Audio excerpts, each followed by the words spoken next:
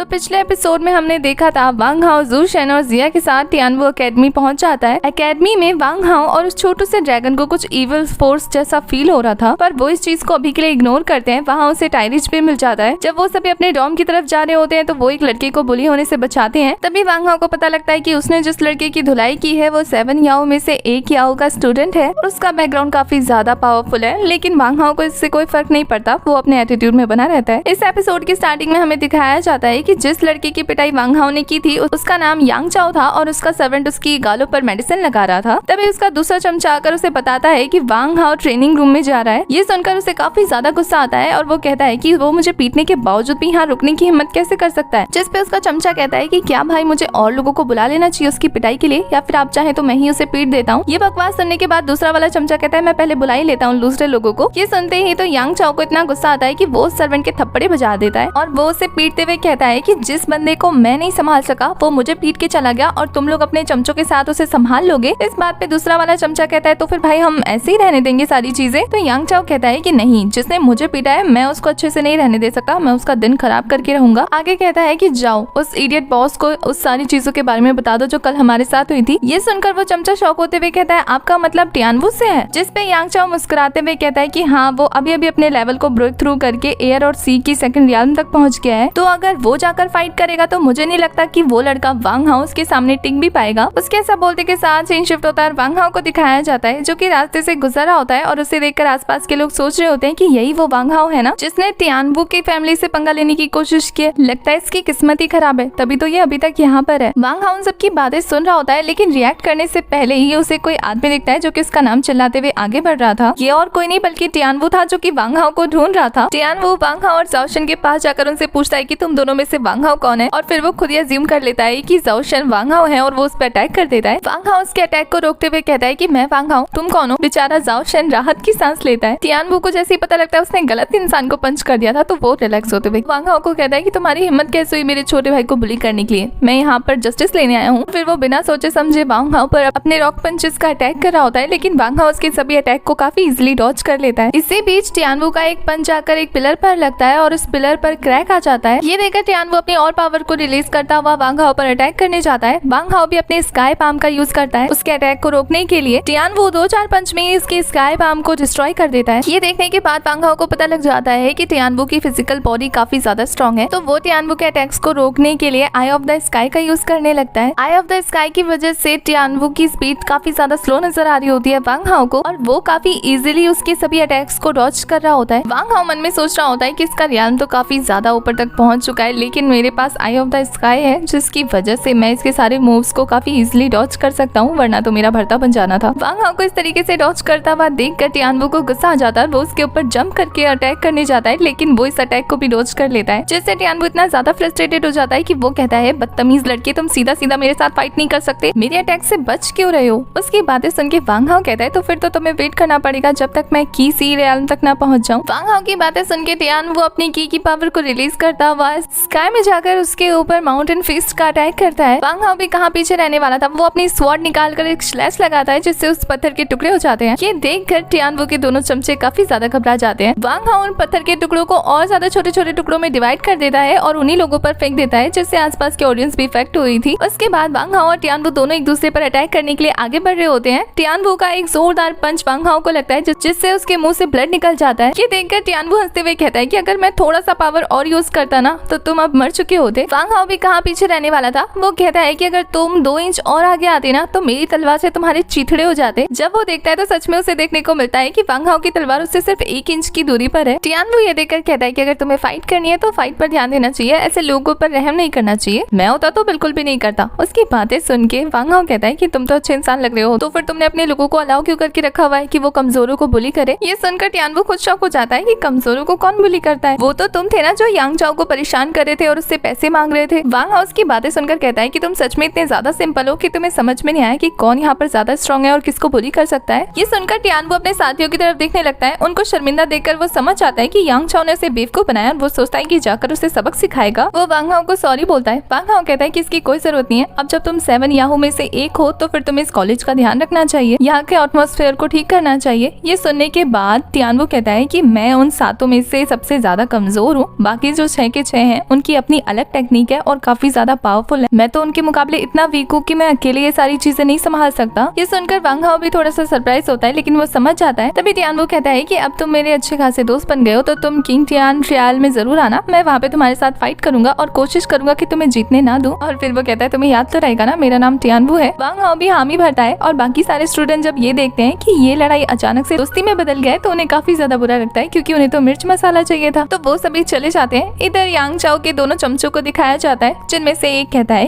कि ये टियान वू तो अब वांग हाओ की साइड पे चला गया। तो ये सुनने के बाद दूसरा कहता है इसका मतलब अब यांग चाओ की साइड पे कोई नहीं है। वो सुनने के बाद पहला वाला कहता है अब तो वो मरने वाला है, क्योंकि उसने टियान वू को धोखा दिया है, इसलिए कोई नया बंदा ढूंढते हैं और उसकी शरण में चले जाते हैं। ये सुनने के बाद दोनों रुक जाते हैं। इधर रात का सीन दिखाया जाता है जहाँ हमें एक इंसान की परछाई दिखाई जाती है। दूसरी तरफ वांग हाओ कल्टीवेशन कर रहा होता है, तभी उसे कुछ इविल प्रेजेंस फील होता है और वो उठ के बाहर आ जाता है चेक करने के लिए। वांग हाओ जैसे ही बाहर आता है उस पे कोई पीछे से अटैक कर देता है। वांग हाओ उसके अटैक को रोकता है तो ये और कोई नहीं बल्कि सु वांग था, जो कि वांग हाओ से बदला लेने के लिए आया होता है एक नए अवतार में। वांग हाओ उसके अटैक को देखकर सोच रहा होता है कि इसने कौन सी कुंफू टेक्निक को मास्टर किया है कि सिर्फ कुछ दिनों की प्रैक्टिस की मदद से ये अपनी की गैदरिंग की पीक तक पहुंच चुका है। तभी सु वांग आसमान में जाकर वांग हाओ के ऊपर दो ब्लैक स्मोक का अटैक करता है, जिसे वांग हाओ आइस स्वॉर्ड की मदद से डिस्ट्रॉय कर देता है। वांग हाओ नोटिस करता है कि आइस स्वॉर्ड फिर से काफी तेजी से उसकी स्पिरिचुअल एनर्जी को ऑब्जर्व कर रही है, तो वो सोचता है कि उसे जल्दी से जल्दी ये फाइट खत्म करना होगा। सु वांग के ऐसे ही दो और अटैक को वो अपनी स्वॉर्ड की मदद से इजिली डिस्ट्रॉय कर देता है। तभी सु वांग काफी फोर्सफुली उस पर अटैक करता है, तो वो एक टाइल उठाकर उसके ऊपर फेंकता है, जिसकी मदद से वो उसके अटैक को रोकने की कोशिश करता है, लेकिन सु वांग उस टाइल के टुकड़े टुकड़े कर देता है। वो दोनों एक दूसरे पर अटैक करने के लिए आगे बढ़ रहे होते हैं, जहाँ सु वांग का पंजा वांग हाओ के सर पे लगकर उसके सर से खून निकल जाता है और वांग हाओ की आइस स्वॉर्ड की मदद से सु वांग का एक बाजू फ्रीज हो जाता है। सु वांग ये देखकर वांग हाओ से कहता है कि मुझे इस तरीके से तुम्हें नहीं हराना कि खुद को डिस्ट्रॉय करूं, मैं अपनी कुंफू को और अच्छे से प्रैक्टिस करूंगा और तब आकर तुम्हें पूरी तरीके से हराऊंगा। ये बोलकर वो वहाँ से चला जाता है। वांग हाओ उसके जाने के बाद सोच रहा होता है कि सु वांग काफी ज्यादा डिफरेंट पर्सन लग रहा था, उसका ऑरा काफी एवल प्रेजेंस हो रहा था। वो ऐसा सोच ही रहा होता है कि इसी के साथ हमारा ये वाला एपिसोड हो जाता है खत्म।